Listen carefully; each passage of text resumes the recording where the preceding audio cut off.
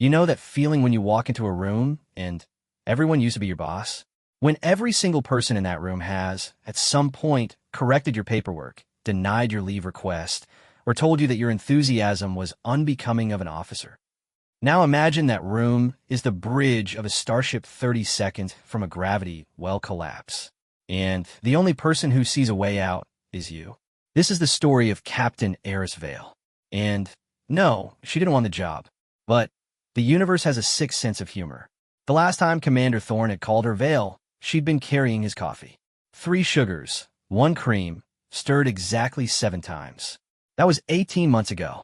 Now she stood in the observation blister of the USF Relentless, watching the stars stretch like taffy as the ship prepared to breach the Helios Gate.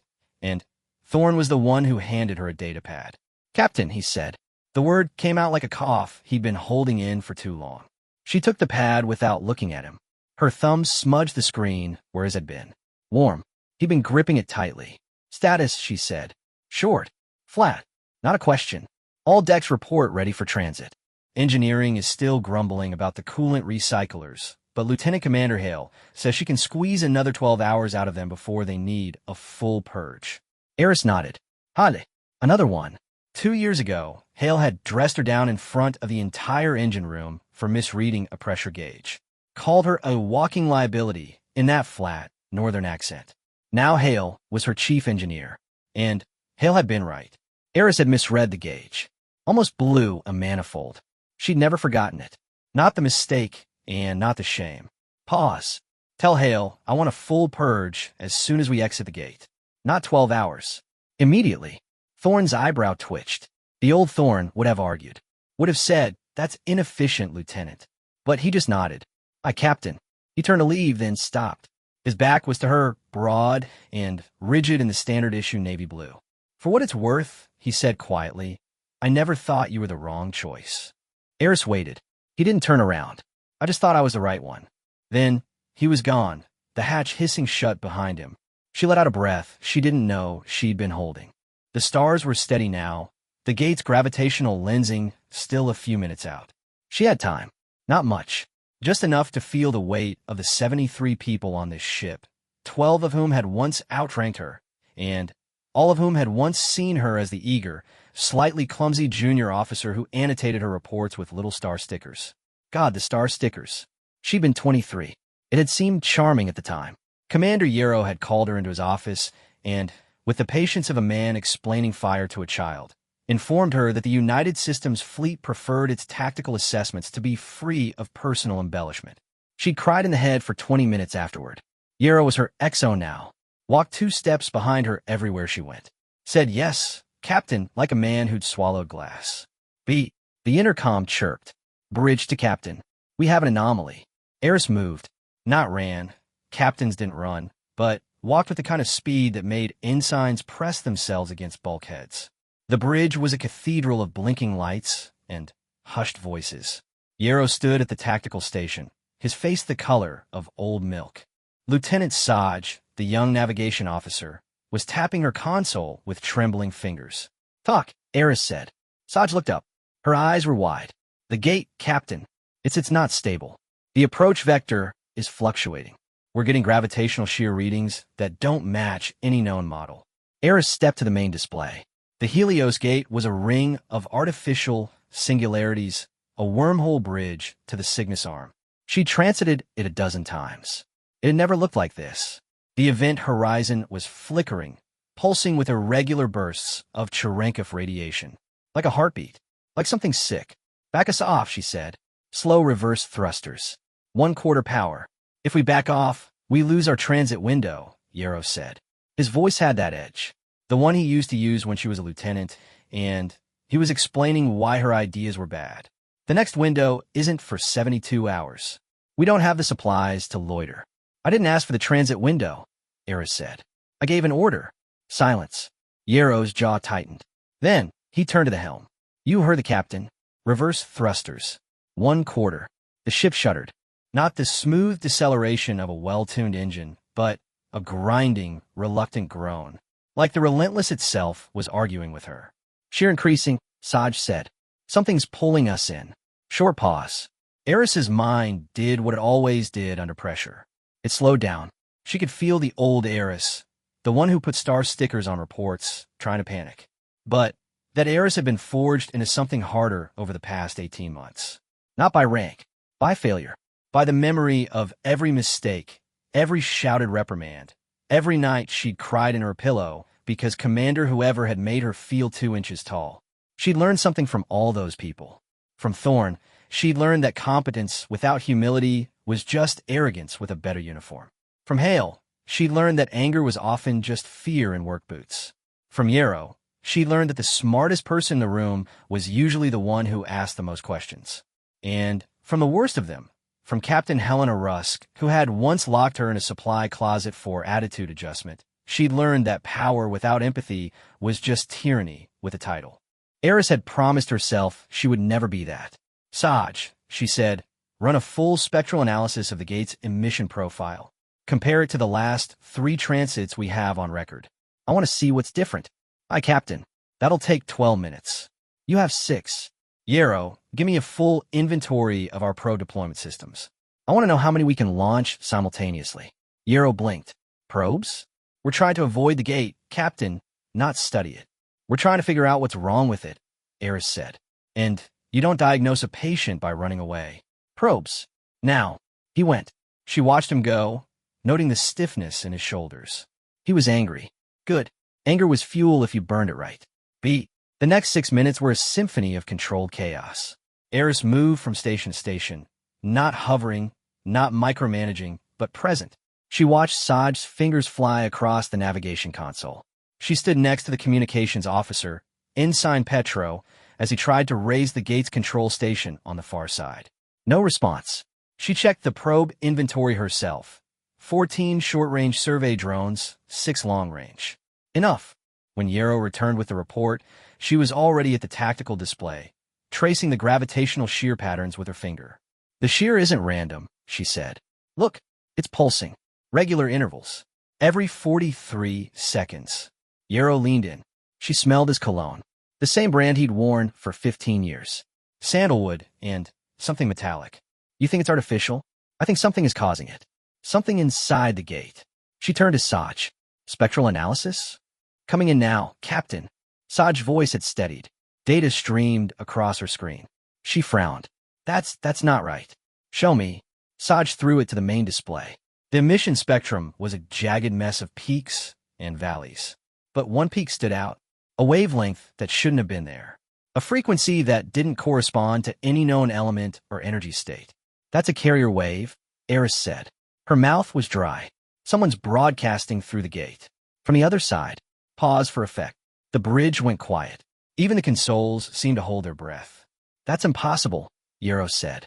The gate is a one-way transit. You can't send a signal through it. That's not how wormhole physics works. And yet, Eris said, pointing at the screen, there it is. She stared at the waveform. It wasn't random noise. It had structure, repetition, a pattern within the pattern. She'd seen something like it before. During her xenolinguistics elective at the academy. The one class everyone had told her was a waste of time. Aliens don't exist, Vale. Focus on tactics. She'd gotten a B+. Professor Enfield had written on her final paper. Creative, but unfocused. See me after class. He'd told her she was wasting her talent. That she'd never use this. That she should transfer to engineering. She kept the paper anyway. It's a mathematical sequence, she said slowly. Prime numbers. But not base 10. Base 12. Look, she traced the peaks with her finger. The gaps between pulses. 2, 3, 5, 7, 11. Primes in base 12. That's not random. That's a greeting. Thorn had returned to the bridge. He stood near the hatch, arms crossed, listening. She caught his eye. He gave her a single, almost imperceptible nod. Keep going. Whoever is sending this, Eris said, they're not trying to hide. They're trying to be noticed. They're trying to be understood. Or, Yarrow said, it's a trap. A lure. Something on the other side wants us to come through, and it's using our own curiosity against us. Maybe, Eris said. But traps are usually simple. This is elegant.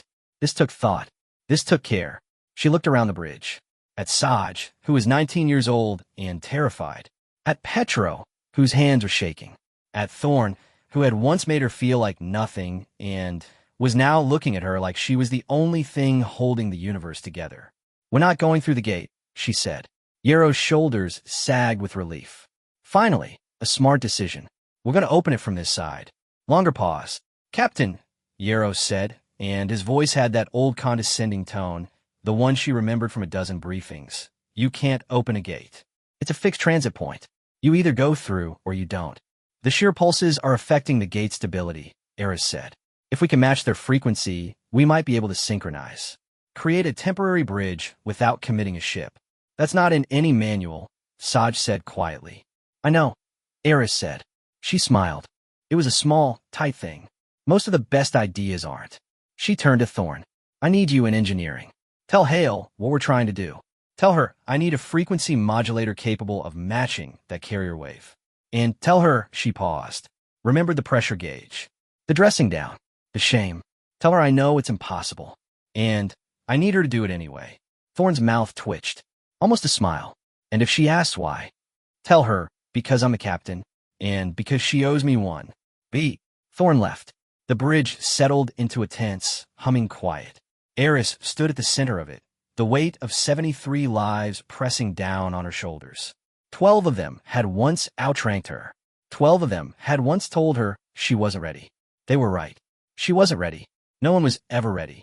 You just got into the captain's chair, and you faked it until the faking turned into something real. She looked at the flickering gate on the display, at the mathematical greeting pulsing through it, at the unknown waiting on the other side. "All right," she said quietly. "Let's see who you are." Hale's voice over the intercom was exactly as Eris remembered it, flat, northern, and dripping with barely concealed contempt. "Captain, this is insane." Eris keyed the reply. "Noted. Can you do it?" A pause. She could picture Hale in engineering, running her hand through her cropped gray hair, staring at the frequency modulator schematic like it had personally insulted her ancestors.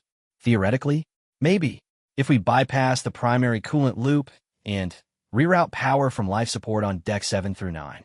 Practically, we'll have about 90 seconds before the modulator melts, and everyone on deck 7 through 9 will be breathing recycled farts.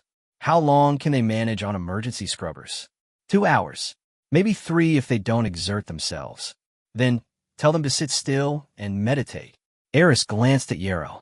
He was watching her with an expression she couldn't read. "We only need 90 seconds. Get done." Hale said, and the words sounded like it hurt her. "Captain." The channel closed. Yaro stepped closer, lowering his voice. "You're gambling the ship on a theory." "I'm gambling the ship on a greeting," Eris said.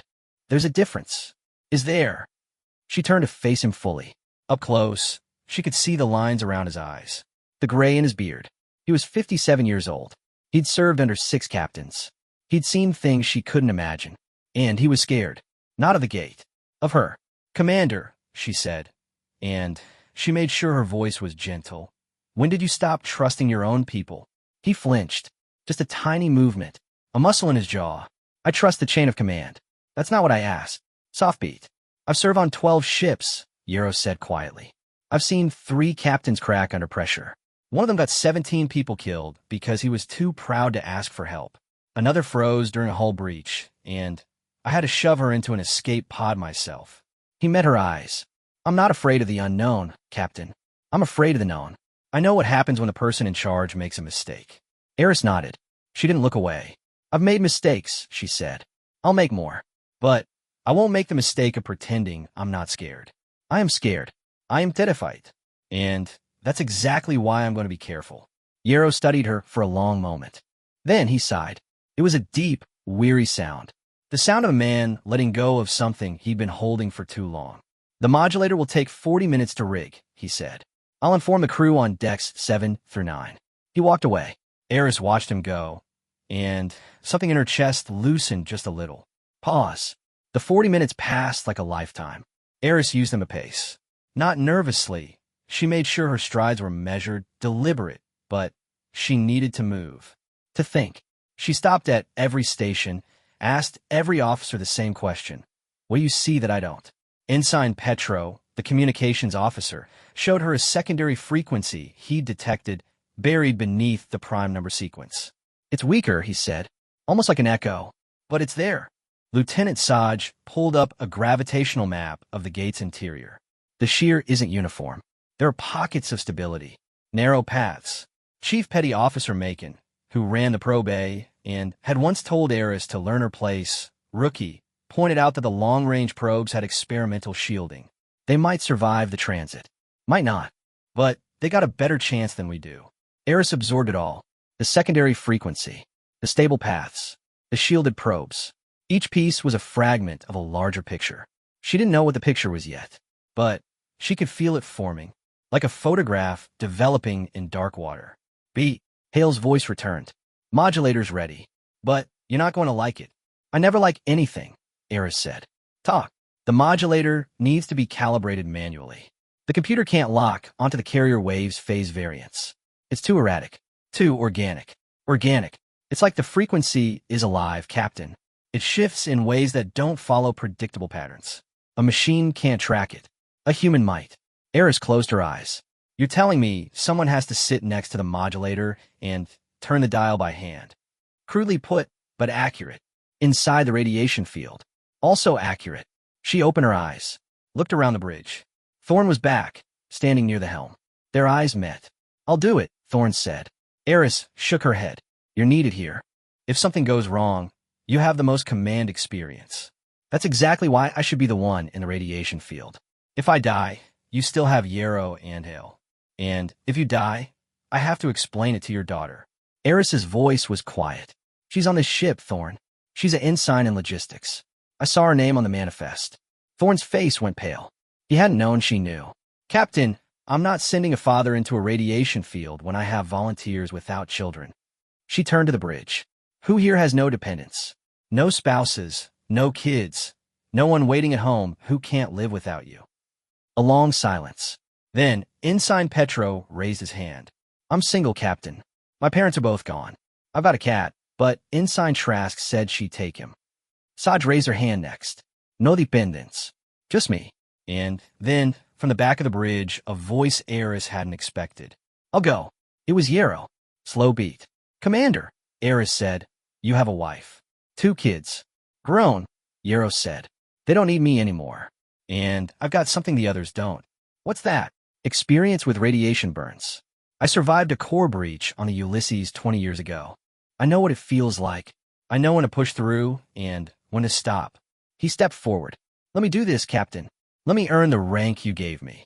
Eris looked at him, at the lines around his eyes, at the gray in his beard, at the man who had once told her, You're not leadership material, Vale. You care too much. She'd never forgotten those words. She'd turned them over in her mind 1,000 times, wondering if he was right, wondering if caring too much was a weakness. Now she knew the truth. Caring too much wasn't a weakness. It was the only strength that mattered. Go, she said. But you're not alone. Petro, you're with him. You'll handle the secondary frequency while Yarrow tracks the primary. 2 sets of hands, 2 sets of eyes. And if either of you starts to feel sick, you pull out. No heroics. Understood. Yarrow nodded. Petro saluted. They left together, walking fast. The next 90 seconds would decide everything. Eris positioned herself at the tactical display, watching the gate's flickering event horizon. The modulator was online. She could hear Hale's voice in her ear, counting down. Modulator active. Frequency lock in 30 seconds. Yarrow, you read. Loud and clear, Yarrow said. His voice was steady. Primary carrier wave is shifting. I'm tracking it. Secondary is stable, Petro added. I've got a lock. Eris gripped the edge of the display. Her knuckles were white. Begin synchronization. The gate changed. The flickering pulses began to slow, to align. The Cherenkov radiation dimmed, then brightened, then dimmed again. It was like watching a storm calm, like seeing a wild animal decide, for just a moment, not to attack. Sheer decreasing, Saj said. Stability increasing. We're matching it. Yarrow, status? Eris asked. A pause. Then, Yarrow's voice, tighter now. Radiation levels are spiking. I'm Fina. Petro, how's your secondary? Holding, Petro said. But there's something weird. The frequency is changing. It's not random anymore. It's responding to us. What do you mean responding? I mean every time Yarrow adjusts the primary, the secondary shifts to match. Like it's listening. Like it's learning. Short pause. Eris's mind raced. A learning signal. An adaptive frequency. This wasn't a trap. This wasn't a lure. This was a conversation. Yarrow, she said, change the pattern. Don't just track it. Let it. Send it a prime sequence of your own. Captain, that's not in the protocol. Protocol is what you do when you don't have any better ideas. I have a better idea. Send it a greeting. She could hear Yarrow's breathing over the comm fast. Shallow. Then, a grunt of effort. Adjusting. Sending sequence now. The gate went silent. No flickering. No radiation. No schiv. Just a perfect, stable ring of darkness, outlined in faint blue light. And then something came through. It wasn't a ship. It wasn't a probe.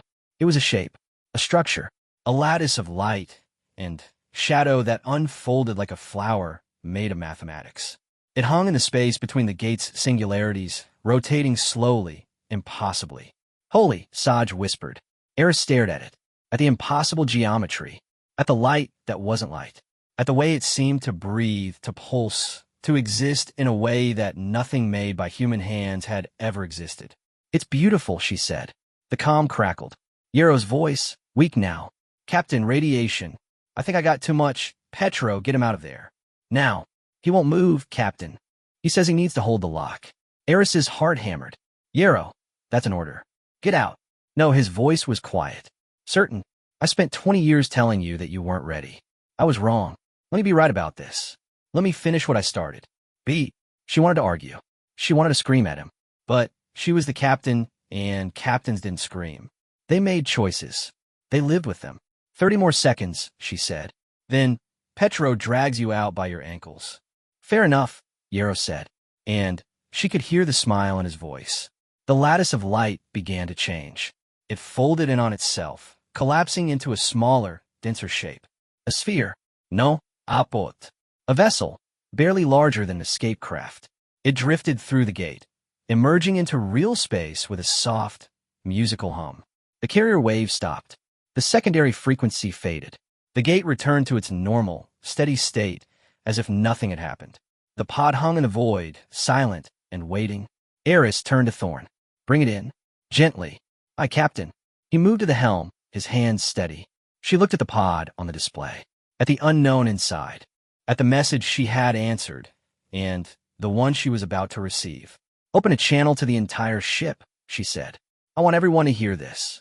Petro, back at his station now, hands shaking, nodded. Channel open, Captain. Eris took a breath. She thought about star stickers, about supply closets, about every person who had ever told her she wasn't enough. Crew of the Relentless, she said. We just made first contact.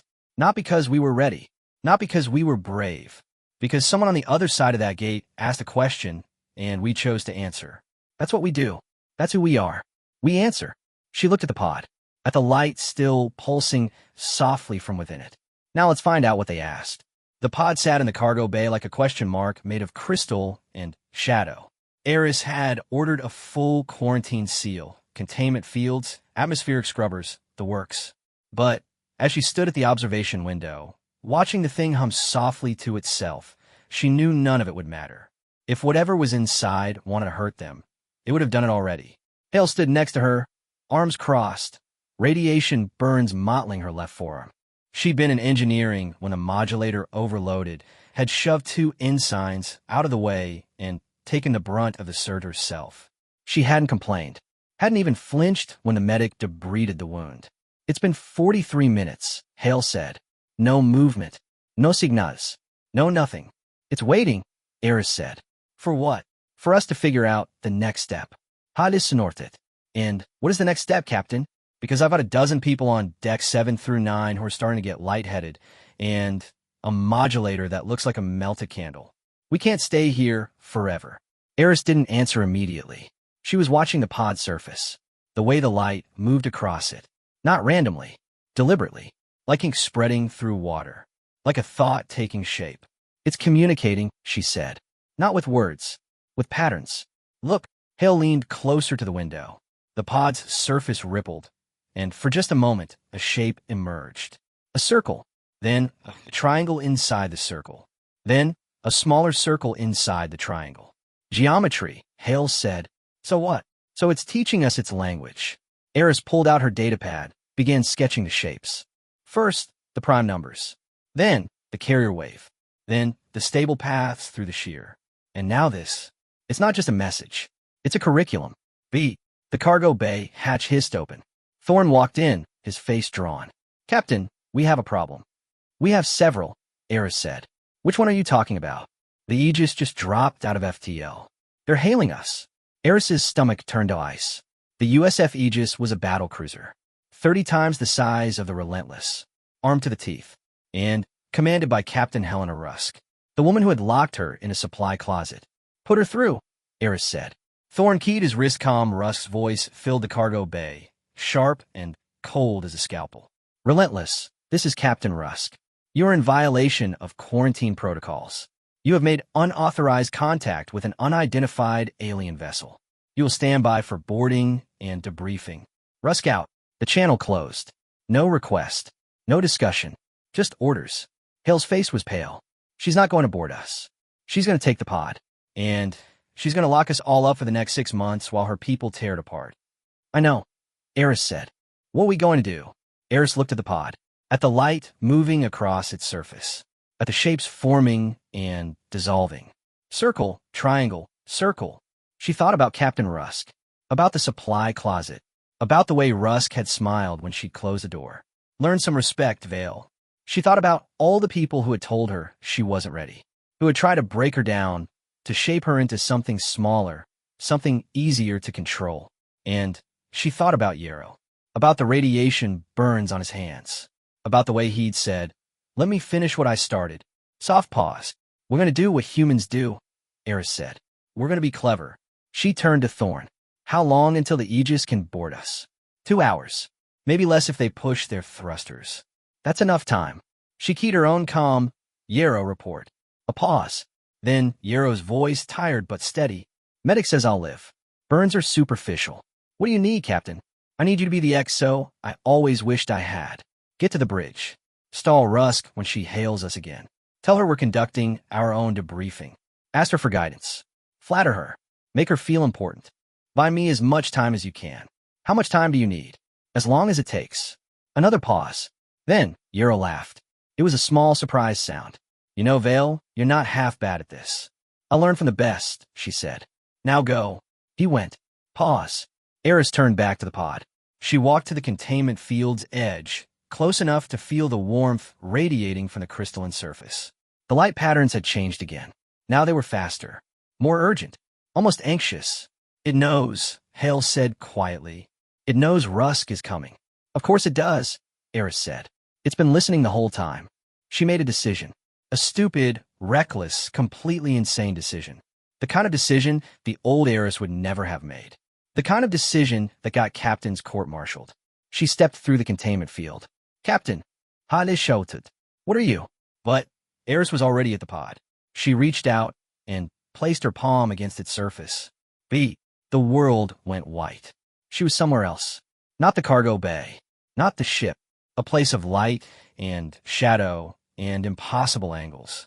A place that smelled like ozone and rain. A place that felt like the inside of a thought. And she was not alone. You came. The voice wasn't sound. It was understanding. It was meaning without words. It was the prime number sequence, the carrier wave, the geometric shapes, all of it collapsing into a single point of contact. You answered. Eris tried to speak, but her mouth wouldn't move. She wasn't in her body anymore. She was just presence, awareness, a question looking for an answer. Who are you? She thought. We are the listeners. We have waited a long time. For what? For someone to hear. Images flooded her mind. Not pictures. Feelings. Impressions. A vast, ancient civilization spread across 100 stars. A war. A collapse. A silence that lasted for millennia. And then a signal. The prime numbers. The carrier wave. Sent out into the dark, again and again, waiting for an answer. We're the last, the voice said. Our makers are gone. But we remember. We remember everything. And we are looking for someone to remember with. Eris understood. The pod wasn't a vessel. It was a library, a memory, a message in a bottle, cast into the ocean of space. Why us? She asked. Because you asked a question. Because you listened. Because when you saw the unknown, you did not run. You reached out. The light shifted. The images faded. And Eris found herself back in the cargo bay, her hands still pressed against the pod, her cheeks wet with tears. Hale was staring at her. Captain, are you okay? You were gone for almost a minute. A minute. Eris looked at the pod. At the light, now soft and steady. At the shapes, now still. It felt like a lifetime. Beat. The comm crackled. Yarrow's voice, tight with tension. Captain, Rusk is hailing us again. She's not buying the stall. She's launching boarding shuttles. ETA 10 minutes. Eris pulled her hand away from the pod. The surface was warm. She looked at Hale. Get everyone off decks 7 through 9. Move them to the forward sections. And prepare the emergency beacon. The emergency beacon? Captain, that's for I know what it's for. Eris walked to the containment field controls. She deactivated them. We're not going to be here when Rusk arrives. What? Captain, where are we going? Eris looked at the pod. At the light, pulsing softly. At the memory of a civilization that had trusted her with everything it had. We're going with them, she said. She keyed the ship-wide comm. All hands, this is the captain. We are abandoning our current position. Repeat, we are abandoning. We will be transiting through the gate in 3 minutes. All personnel to emergency stations. The cargo bay erupted in chaos. Hale was shouting. Thorn was running. But Eris stood still, her hand on the pod, her mind made up. The comm crackled again. Rusk's voice, cold and furious. Relentless, you are ordered to stand down. If you attempt to transit, I will fire on you. She's bluffing, Thorn said, appearing at Eris's side. She wouldn't fire on a fleet vessel. Wouldn't she? Eris asked. She locked me in a supply closet for attitude. What do you think she'll do to a ship that disobeys a direct order? Thorn had no answer. Short pause. The Relentless shuddered. The engines were spooling up. Saj's voice came over the comm. Gate is stable, Captain. Transit window is open, but the Aegis is targeting our engine housing. Evasive maneuvers, Eris said, and launch all probes. Every single one. Make her think we're deploying countermeasures. Aye, Captain. The ship lurched. The cargo bay lights flickered, and through the observation window, Eris saw the Aegis, a massive, dark shape against the stars, begin to turn. She's firing, Thorn said. Torpedoes. 2 of them. Eris didn't flinch. She looked at the pod, at the light, at the memory inside. Help us, she thought. The pod answered. Light exploded from its surface. Not the soft, pulsing light of before. This was blinding. This was alive. It wrapped around the Relentless like a cocoon, and when the torpedoes hit, they didn't explode. They just stopped, frozen in mid-flight, trapped in a field of impossible geometry. What the hell? Thorn whispered. Go, Eris said. Now. The Relentless surged forward. The gate loomed ahead, dark and vast. And behind them, the Aegis fired again, but the shots went wide, deflected by the pod's light. Then they were through. Pause for transition. The other side was beautiful. Stars everywhere. Not the sparse, lonely stars of human space. A river of them. A cascade of light and color. And at the center of it all, a structure. A ring. Larger than the gate. Larger than anything Eris had ever seen. Home, the voice said. We are home. The pod's light faded. The cocoon dissolved. And the Relentless drifted in a sea of stars, alone and not alone. Eris stood at the observation window, her hands still warm from the pod's touch. Thorn was beside her. Hale was behind her. Yarrow was on the bridge, watching the sensors. Captain, Yarrow said over the comm. There's something you need to see. What is it? The structure. The ring. It's not empty. It's full of pods. Thousands of them. Medial. All dormant. All waiting. Eris closed her eyes. She understood now. The listeners hadn't just sent a message. They'd sent an arc. A library of memories, waiting for someone to wake them up. We're going to need a bigger ship, she said. Thorn laughed. It was a surprised, genuine sound. Captain, we're going to need a whole fleet. Then we'll build one. Eris opened her eyes, looked at the stars, at the ring, at the future spread out before her like a gift she hadn't asked for and didn't deserve. But she would try. She would try to deserve it. Yarrow, she said, sent a message back through the gate. Encrypted. To Fleet Command. Tell them we've made contact. Tell them we're bringing something home. What should I tell them we're bringing? Eris smiled. It was a small, tired, hopeful smile. Tell them we're bringing the past. And ask them if they're ready for the future. Behind her, the pod pulsed once. A soft, gentle light. A promise. And somewhere in the ring of millions, another pod pulsed back. The conversation had just begun.